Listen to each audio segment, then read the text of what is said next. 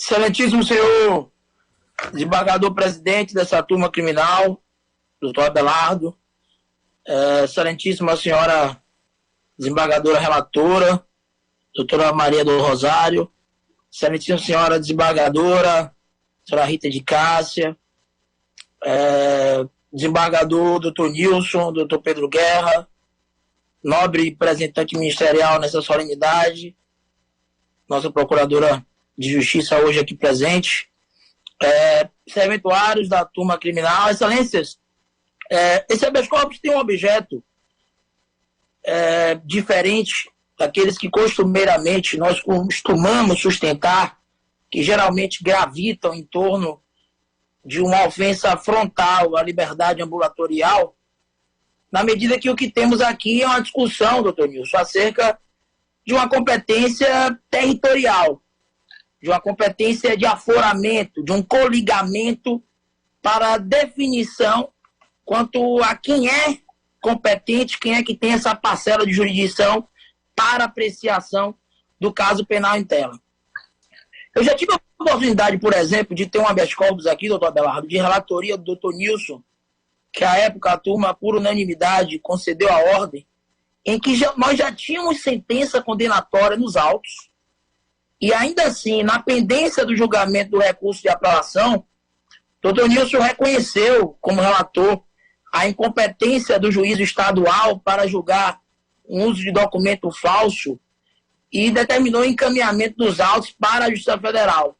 Nós já tínhamos sentença condenatória ali, a presunção de inocência já estava um pouco flexibilizada, mas não totalmente afastada, mas até para evitar, eu diria, a prática de atos processuais desnecessários, como o julgamento de uma apelação por essa turma criminal, desde logo foi reconhecida com a racionalidade que é costumeira a essa turma criminal, a incompetência daquele juiz. Porque, de fato, um princípio fundante que nós temos, doutor Pedro Guerra, na seara processual penal, lá no artigo 5º, inciso 37 da Constituição Federal, ligado à investidura, e no artigo 5º, no mesmo artigo 5º, inciso 53 da mesma Carta Política, atrelado a essa repartição de competência, é o princípio do juiz natural. E Vossas Excelências são juízes, Vossas Excelências sabem efetivamente a importância na arte de julgar e de julgar de maneira imparcial. Porque, nobre relatora, o princípio do juiz natural ele está intimamente ligado, umbilicalmente atrelado à imparcialidade do órgão julgador. Não há um juiz imparcial se ele é escolhido para o julgamento de uma determinada paciente. Não há juiz neutro e não é isso que nós buscamos. Claro, doutor Abelardo, cada juiz tem sua historicidade. E eu falo preconceitos, não preconceito de maneira pejorativa, doutor Nilson. Mas cada juiz tem sua história. Doutor Nilson veio da advocacia, doutor Abelardo é um juiz de carreira, doutor Pedro Guerra também foi do quadro da OAB na Bahia, foi procurador. Enfim, cada um tem sua história.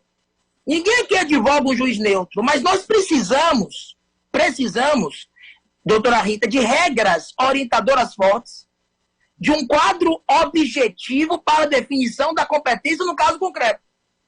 E quando se fala em juiz natural, nós não ficamos atrelados, Badaró diz isso, Auri, Alexandre de Moraes e tantos outros, apenas as regras previstas na Constituição Federal. Aquilo que está previsto também com uma base legal ou uma base infraconstitucional, também tem relevância fundamental para assegurar o princípio do juiz natural. Tem uma frase famosa de Angela Davis, e aqui nós temos, nessa turma hoje, aqui nessa sessão, fora as serventuárias, pelo menos 3 mulheres, e aí, virtualmente, eu coloco também a paciente.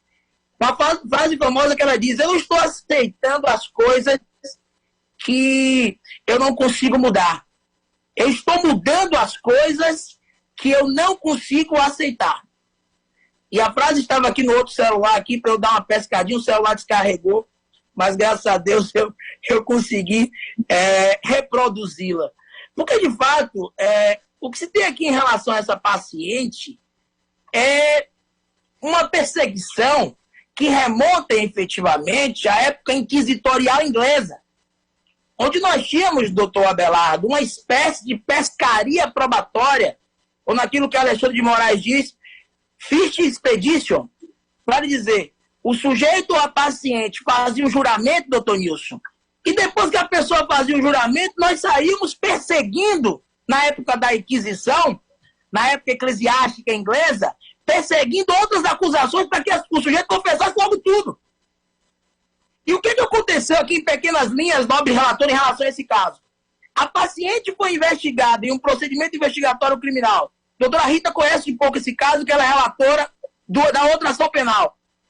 Em relação ao tráfico de drogas, doutor Nilson, e em sede de uma busca e apreensão determinada pelo juiz de Porto Seguro da primeira vara criminal, foi encontrado supostamente um documento em que a paciente teria declarado ser solteira perante o tabelionato, perante um cartório, para gerenciar bens supostamente adquiridos com tráfico de drogas. E, entretanto, o Ministério Público, porque o juiz da primeira vara criminal, doutora Rita, concedeu prisão domiciliar à paciente, o promotor que atua, oficiante, com atribuições no juízo de origem, denunciou a paciente, doutor Nilson, na segunda vara criminal, por essa falsidade documental. A conexão probatória é evidente nesse caso concreto. E o artigo 76, inciso 3º, ao prescrever do Código de Processo Penal, determina a reunião dos processos no juízo originário, no juízo prevento, no juiz da primeira vara criminal. Então não dá para escolher um juiz pós-facto. Não dá para escolher um juiz encomendado para julgamento do caso penal. Esse mesmo promotor recorreu contra essa prisão domiciliar concedida. A paciente afirmou que a substância entorpecente encontrada em sua residência não era dela. Esse mesmo promotor a denunciou por denunciação caluniosa e agora ele luta em vários pareceres para que esse processo da falsidade documental, numa evidente conexão probatória ou instrumental, não fique na primeira vara criminal. Tão somente porque o juiz de lá concedeu prisão domiciliar à paciente. Nós podemos afirmar, Ivan, mas a incompetência aí é relativa. A incompetência aí é prorrogável. Tudo bem, para que você alegue no momento oportuno. Não para ultrapassá-la e afastar o princípio do juiz natural na sua incidência.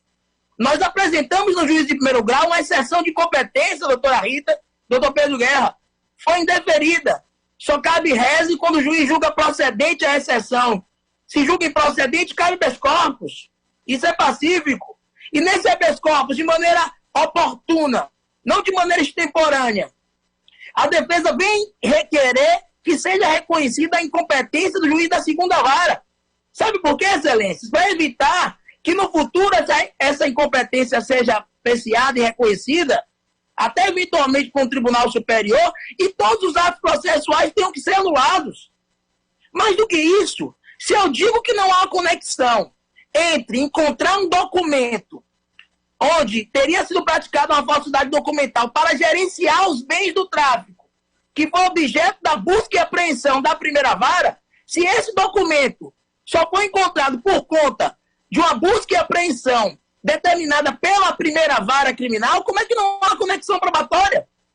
Se o motivo pelo qual o Ministério Público argumenta, doutora relatora, é que essa falsidade documental só foi praticada para que não verificasse que ela era casada e, consequentemente, ela pudesse gerenciar esses bens supostamente adquiridos com proveito do tráfico de drogas. A confusão que se fez no parecer em segundo grau e a confusão que se faz no juízo de origem da segunda vara, o juiz incompetente, doutora Maria, é não entender, doutor Abelardo, que o artigo 76, inciso 3º do CPP, ele não trata só de uma prejudicialidade. Ele trata também de um enfoque probatório. Por exemplo, roubo e receptação. Eu tenho uma relação de prejudicialidade. Se não existe o roubo, consequentemente não há receptação. Mas, por exemplo, tráfico e lavagem de dinheiro. Já é reconhecido pelos tribunais, inclusive por essa turma, que pode existir lavagem de dinheiro sem o crime antecedente. Quer dizer, então não vai existir uma conexão probatória entre o tráfico e a lavagem de dinheiro, tão somente porque nós não temos uma relação de prejudicialidade? A análise aí é meramente técnica. O que nós estamos pedindo aqui apenas é que ela tenha direito a um julgamento justo.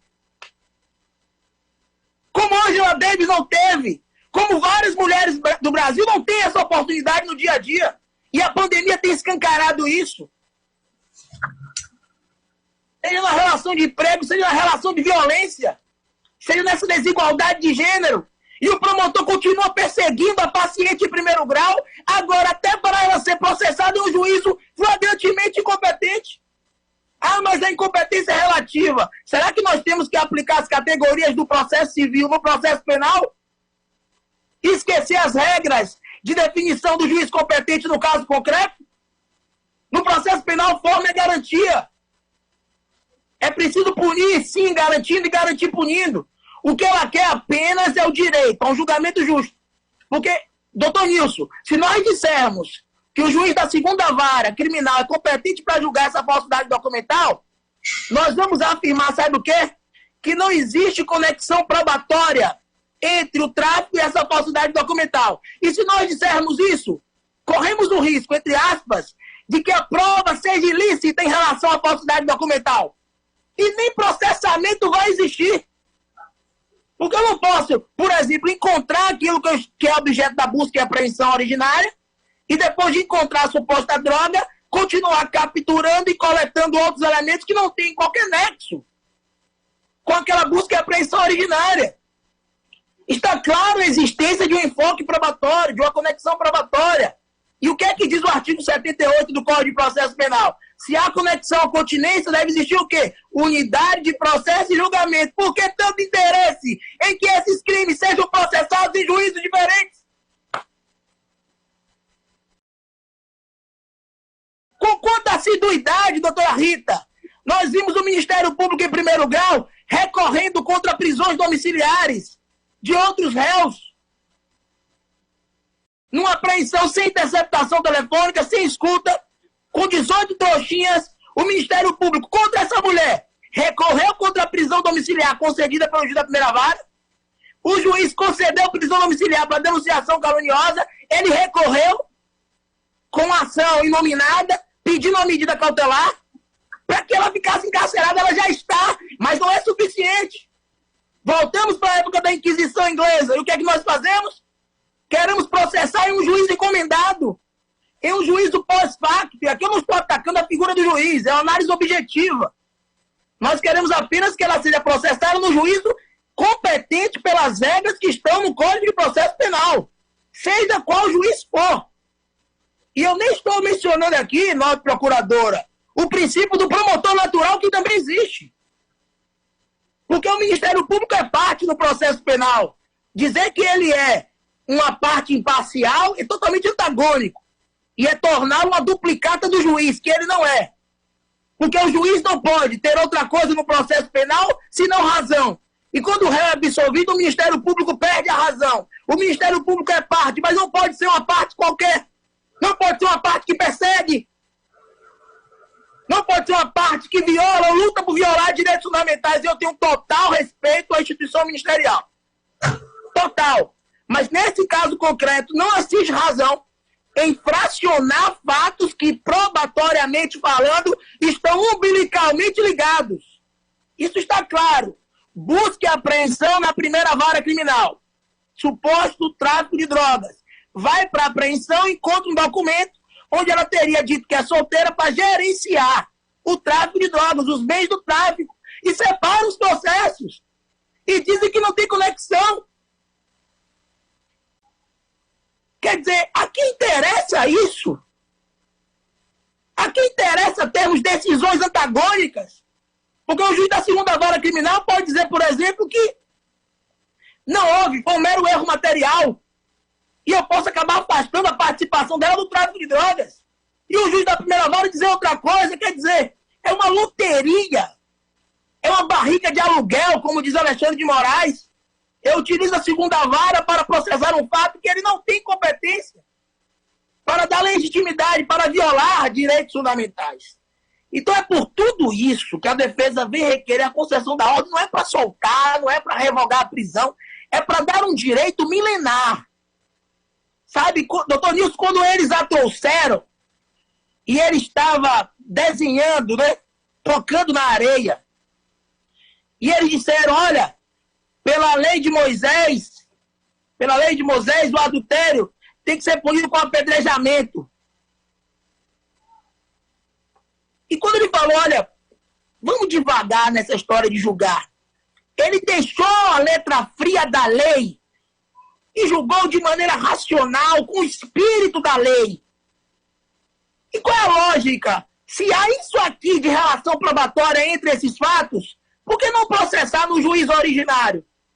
Porque senão nós vamos dizer o seguinte, ó, não há ligação, então essa prova é ilícita, essa apreensão é ilícita. Veja, é tão antagônico e ao mesmo tempo interligado que o que eu estou defendendo pode até, caso seja rechaçado, propiciar um benefício maior para a paciente. Mas eu não estou aqui para presumir, eu estou aqui para pensar no presente, no agora. E no agora, ela está sendo processada por um juiz incompetente. E é por tudo isso que essa mãe de 2 filhos, e doutora Rita, negaram a prisão domiciliar a ela dizendo que ela não morava com os filhos. Porque a mulher de hoje não pode trabalhar, a mulher de hoje não pode ter uma vida. E ela não teria qualquer relação com os filhos, porque ele reside com a avó, e ela o vê e está nos autos constantemente, mas negaram a prisão domiciliar porque ela não mora permanentemente com eles. Como se os laços ligados pelo leite materno pudessem ser assim afastados. E ela está custodiada, mas hoje ela só pede, excelência, só pede, efetivamente, que seja reconhecida a incompetência do juiz da 2ª vara, que não foi quem decretou a busca e apreensão, pelo Instituto da Prevenção. Prevenir é o que? Antecipar-se. Foi o próprio STF que suspendeu o juiz de garantias. Então ele quer prevenção. Ele quer que o juiz que determine a busca e a apreensão seja competente para a ação penal. Então é por tudo isso, e a própria doutora Maria do Rosário, quando revogou a prisão preventiva dessa paciente em relação a essa falsidade documental, determinou que o juiz da 1ª vara reanalisasse os fundamentos, porque em relação ao tráfico, porque esses fatos são totalmente atrelados. Ela não tem antecedentes, o fato foi o mesmo, no mesmo momento. E é por tudo isso que a defesa, numa unidade de processo de julgamento, em nome do princípio do juiz natural, em nome de uma isonomia processual, requer a concessão da ordem para que seja reconhecida em tempo, sem preclusão, sem prorrogação, em que pese sem incompetência relativa, respeitar o princípio do juiz natural e conceder a ordem para que os autos sejam processados no juiz que determinou a busca e a apreensão no juiz da 1ª vara criminal. Muito obrigado, senhor ministro.